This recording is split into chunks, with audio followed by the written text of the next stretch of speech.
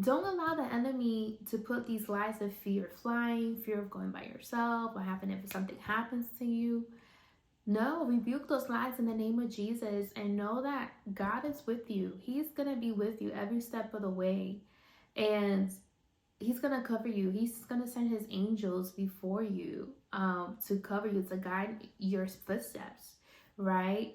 And I notice that every time I come back home from wherever He takes me, it's I just become more intimate, just more intimate with Jesus, just a more intimate level. And I just love Him. And that's what's the part of communion and the part of, as a single woman, embracing learning how to have communion, intimacy with Jesus as your bridegroom, because that is teaching you how to be a bride for your husband to be, for your future husband. So, and sometimes, yes, the finances can be a concern. Like, you want to travel the world, and but the finances are not there.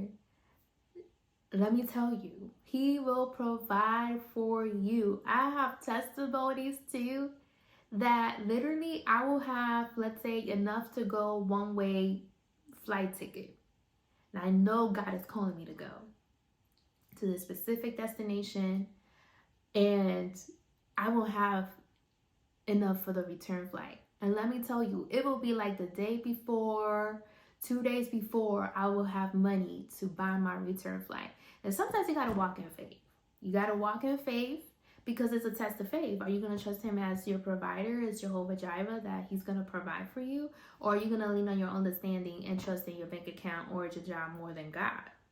So it's knowing that those desires of you wanting to travel the world, going to nations, is His desires. When you delight yourself in the Lord, He will give you the desires of your heart according to His will. And when it's according to His will, the provision will follow. There is nothing like to worry about that, because He's going to make sure you're taken care of, and your needs, food, accommodations, everything. Because He wants you to learn how to have a relationship with Him too, and knowing that He's not going to leave you, He's not going to forsake you.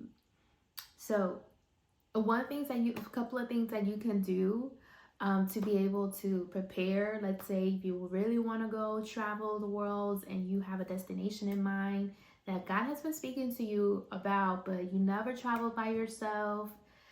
You're scared to go on planes. I have some suggestions for you to be able